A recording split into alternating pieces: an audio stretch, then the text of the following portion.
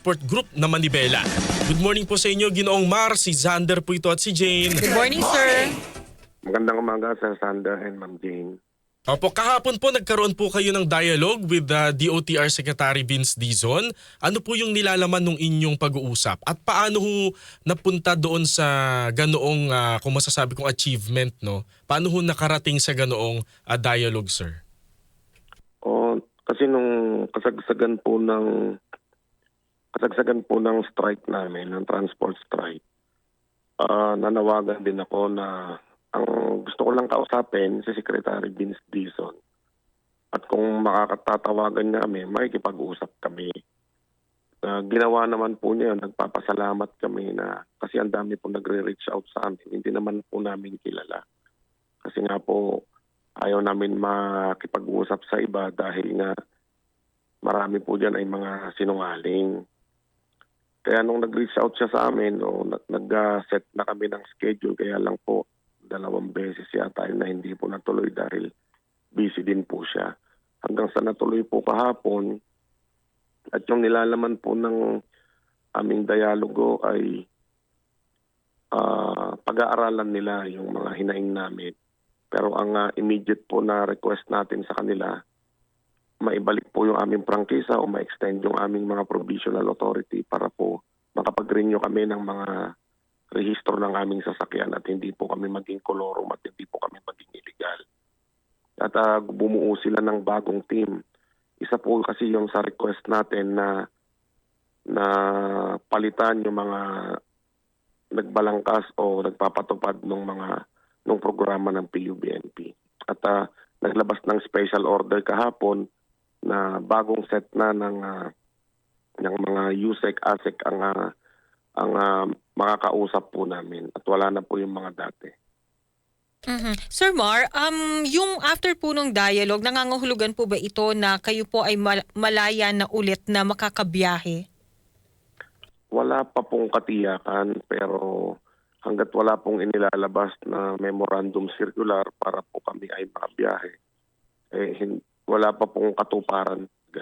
Pero umaasa tayo na bago matapos itong sa pagpasok po ng buwan ng Abril ay makakabiyahe na kami ng maayos at makakapagparehistro through doon sa mga memorandum circular. Ang sabi naman po sa atin dahil nga halos 2 taon kaming hindi makapasok doon sa opisina ng DOTR at LTFRB, makakasama tayo doon sa consultation, doon sa technical working group na bubuuin. So, Ginoong Mar, ano ho yung magiging resolusyon doon po sa inyong pag-uusap?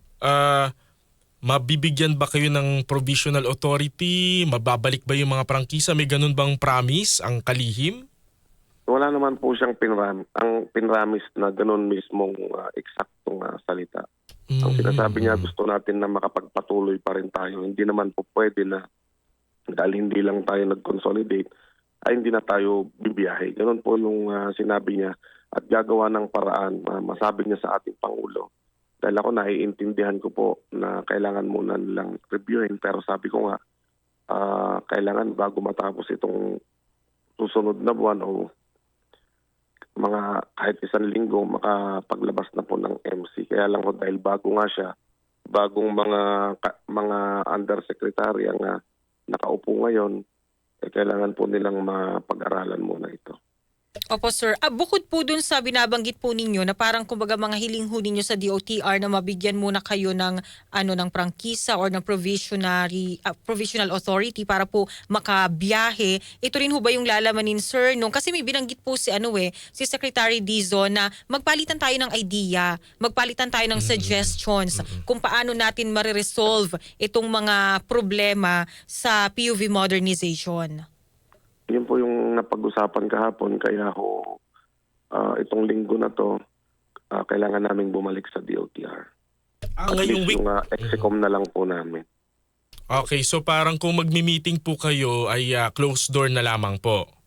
Opo. Ano po yung inyong ide-demand o yung isa-suggest sa DOTR para po win-win situation?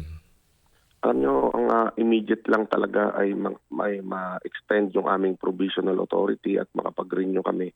Makabalik kami sa biyahe ng normal ng legal habang po nagdadialogo kami o binabalangkas yung panibagong mga guidelines. Ang sinasabi natin, hindi naman tayo tutol sa modernization, pero yung sistema kasi ngayon na umiiral ay palubog po yung mga kooperatiba. So dapat hindi kami pumasok sa ganong pautang na napakalaki, napakamahal at napakaraming unit agad ang kailangan kuhanin.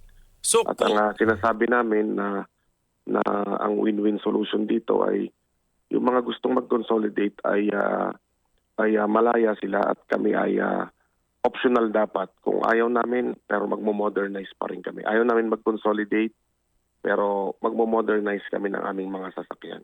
opo, yun ho sana yung itatanong ko pero nasagot nyo na po eh. So ibig sabihin po, yung mga nag-consolidate, ito po yung gusto ninyo. Yung mga nag-consolidate na nung una, o sige, bahala kayo dyan, yan yung desisyon ninyo. Pero kami ayaw Opo. namin, susunod kami sa modernization, pero hindi kami makikipag-consolidate sa mga, yung parang mga kooperatiba. Tama po kayo kasi yung iba na gusto naman talaga ng consolidation, karapatan din po nila yon. At tayo may karapatan din na sana respetuhin din. Basta susunod tayo doon sa pagpalit ng mga sasakyan o pag-modernize ng ating mga sasakyan. Ang mahalaga ay igalang din yung ating karapatan at tayo ay nare-respeto din natin yung kabilang panig. Meron kayong binabanggit, Sir Mar, kanina na parang isa sa hinihiling po ninyo na sibakin yung mga sinungaling na nagpapatupad Sino ba yan? ng PUVMP. Ano ho ang naging tugon ho dito ni Sec Dizon? Yung unang set na binigay sa atin ng mga USEC kasi wala na po yung mga dati. Natanggal na. Bago na po yung na pinakita sa atin kahapon na mga makakatuwang natin dito sa technical working group. Yung mga nasa LTFRB, yan ang hinihiling natin na yung mga sinungaling dyan na sabi ko naman po sa kanila kahapon. Pero sana ay at least mabawasan yung mga sinungaling po dyan. Pwede niyo bang banggitin kung sino-sino po yun, sir? Yung chairman ng LTFRB si Guadis at itong mga ibang regional director na matatagal na dyan sa pwesto. Ano hong mga particular na kumbaga para mga kasinungalingan yung tinutukoy ho ninyo na sinasabi ho nila? Alam niyo po yung sinasabi nilang consolidated na dati galing yan sa 72%, 75%. Alam niyo kahit ilang percent pa yan, at least yung mga naiwan, dapat po ma-renew nila. Alam niyo, isang taon na mahigit kami, halos isang taon kami na hirap po makabiyahe dahil nga kolorum na kami, tinuring kaming kolorum. Dahil kapag nahuhuli po kami, napakalaki ng multa. Ang pinakabababa po ay 12,000, ang pinakamalaki 50,000 pesos. Dahil po dun sa pagsisinungaling nila, nagdesisyon ng Pangulo na huwag na kaming ma-extend. Hindi po ba? Dahil nagkaroon ng mga deadline.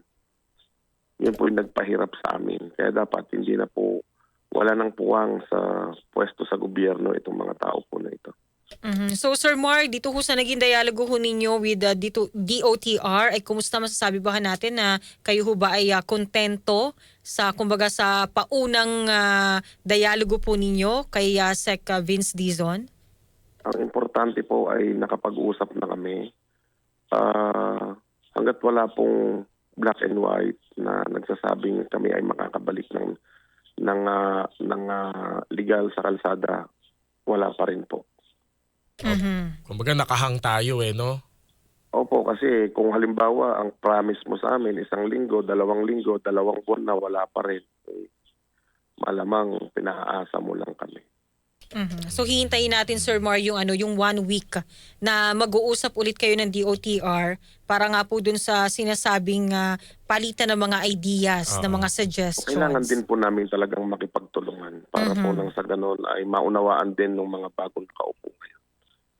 Okay. Opo, Sir Mar, makikibalita po kami kung halimbawa pong meron na ho kayong yung execom po ninyo with DOTR, sir, ha? Opo, maraming salamat po. Maraming salamat po, Ginoong Mar Valbuena. Siya po ang